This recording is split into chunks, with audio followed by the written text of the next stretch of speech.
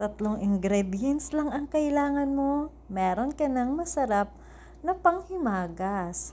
Mga ka-cooking, gagawa na naman tayo ng panghimagas na gawa sa mangga. Kahit ko palang mangga nito mga ka-cooking ay Indian mango. At kahit naman anong uri or anong klase ng mangga, basta hinog, pwede mong gawing ganito. Ikang mangga dyan, bakit hindi mo na umpisahang gumawa nito kaysa masayang lang?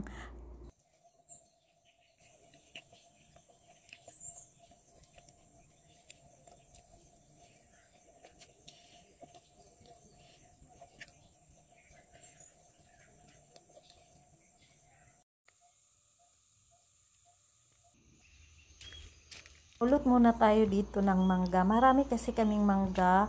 Maya-maya yan, merong Marami mga po kaming mangga nalalaglag. dito. Ayan.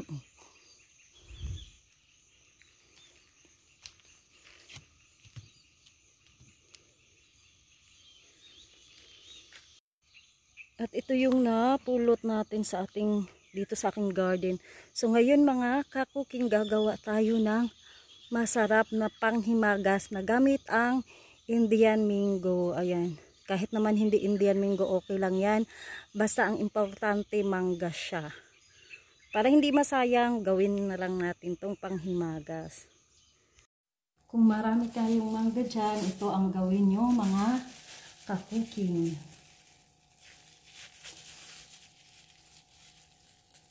Kahit anong mangga pwede siya. As long na okay pa siya ha. Yung walang uod. Maganda nito kasi matamis to na mangga eh. Ano ito? Indian mango.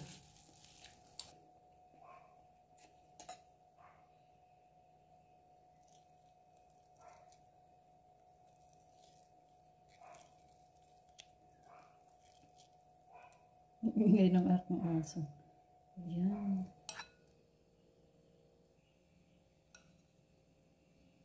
Indian mango pala ang gamit ko dito mga ka-cooking at kailangan lang natin tong i-puree gamit ang ating blender at maglagay lang tayo dito ng kunting tubig. So hindi ko na ipakita sa inyo.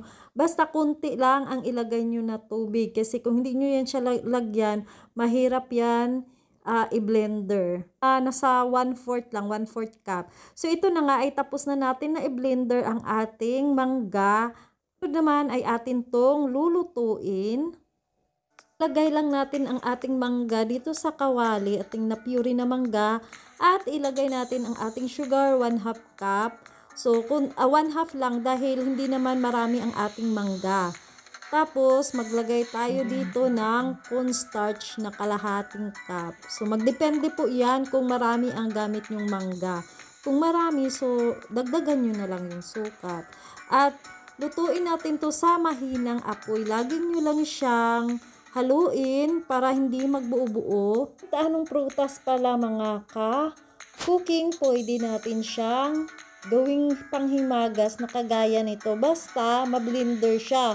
Wag lang yata yung santol kasi parang mahirap naman i-blender yung santol. So mga guyabano, yan, try natin yung guyabano kasi meron kaming guyabano dyan.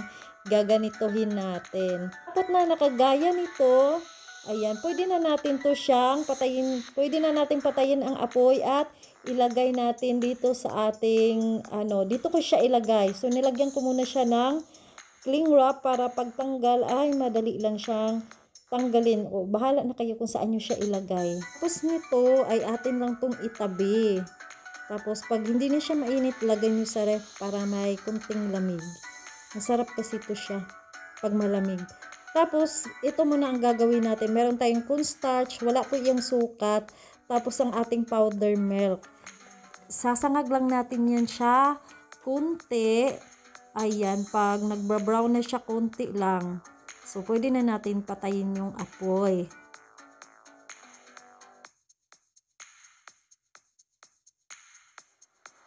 Pag hindi na mainit ang ating mango na ginawa, ayun ating mango na niluto, na pinatigas natin. Hindi naman to siya as in matigas ha. Ang atin lang itong hihiwain, bahala na kayo kung gaano kalaki ang gusto nyo para tayong gumawa ng espasol.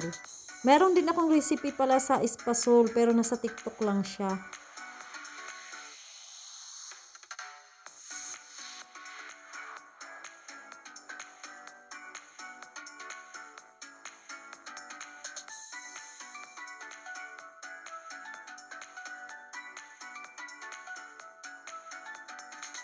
Nyo na, ilagay na natin dito, ilublob natin yan dito sa ating harina na ay ang ating cornstarch na niluto. Tapos dinagdagan ko lang pala yan ng kunting powder milk. At ito na ilalagay na natin, ikukot natin siya.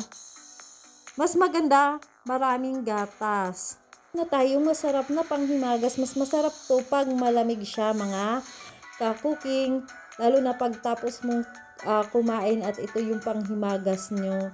Mangga ay tamang-tama ito sa iyo mga ka-cooking.